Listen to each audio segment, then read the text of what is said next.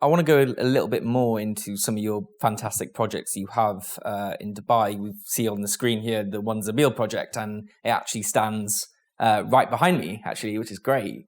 Tell us a little bit more about the One Za'abeel project. You revealed exclusively to Construction Week that you now have hit the halfway mark in terms of construction.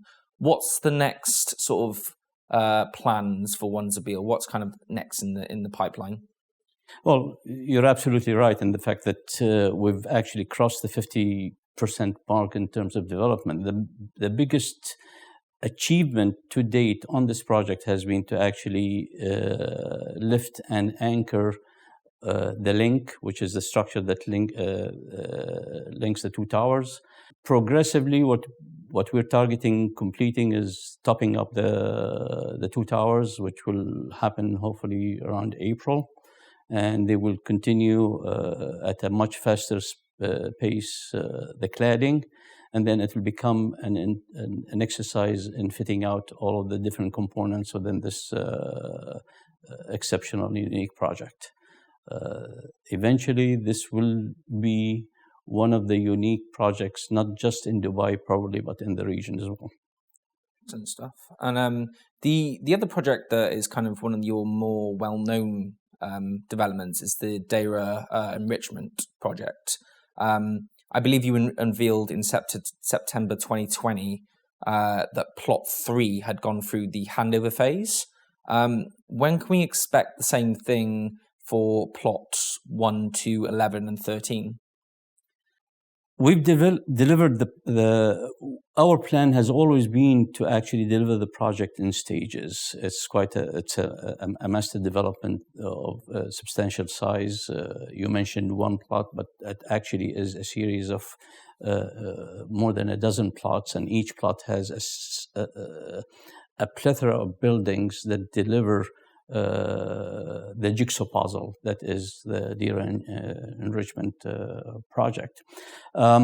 To date, we've actually handed over plots 11 and 3, and we've actually also last month completed plots 1 and 2.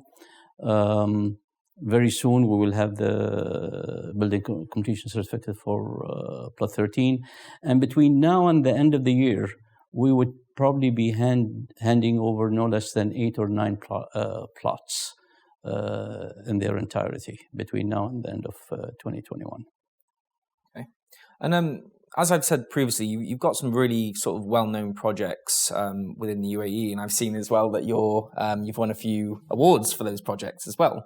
How's your kind of project pipeline shaping up for 2021? Is there any that you can reveal kind of exclusively for Construction Week? Well, what I can share with you is that we have plenty of projects that we've looked at and studied and got ourselves geared up to announce.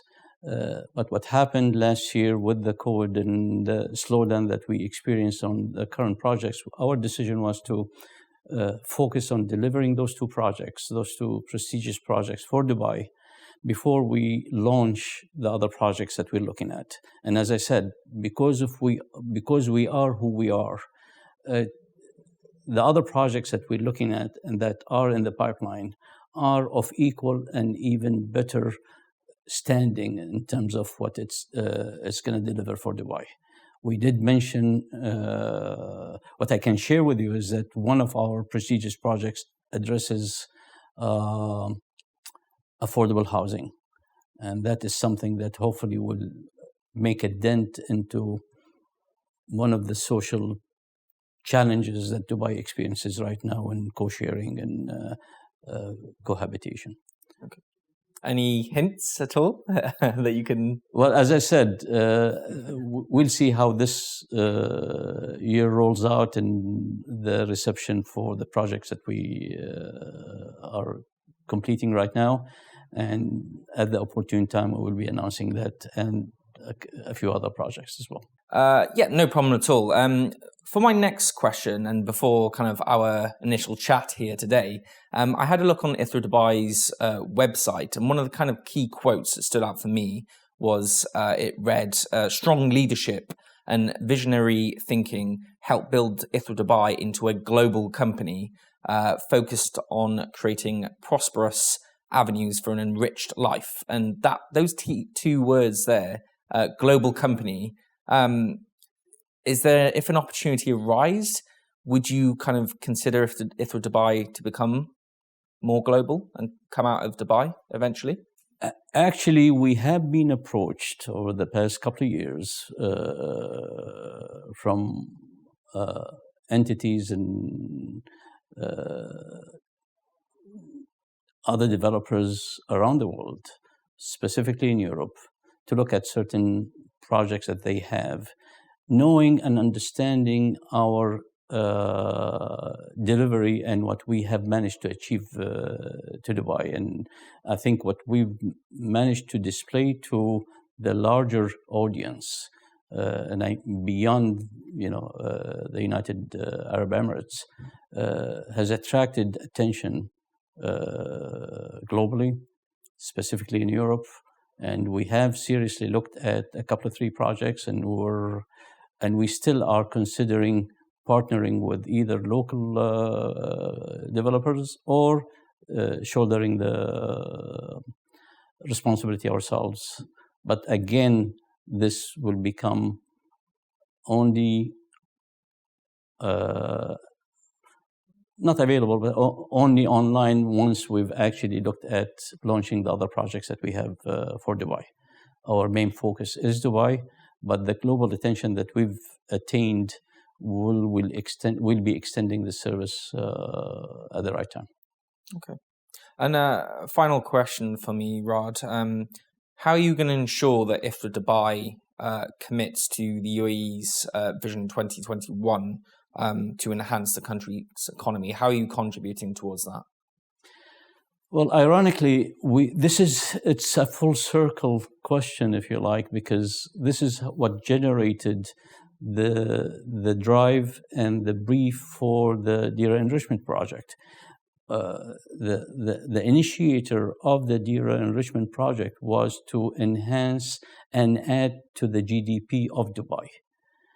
It wasn't a particular plot of land that we looked at and we decided this is the highest and best use and we're going to go with it. We started with this drive to see how this project could contribute to Dubai's GDP. And the same goes with the One Za'abeel project. So this is actually, first and foremost, how we look at all of our projects. And if they do not meet that bar, that heightened bar, then we would not probably be looking at those projects at all. Excellent. Mr. Raad Jarrah, thank you very much for your time. Pleasure to speak to you. Thank you.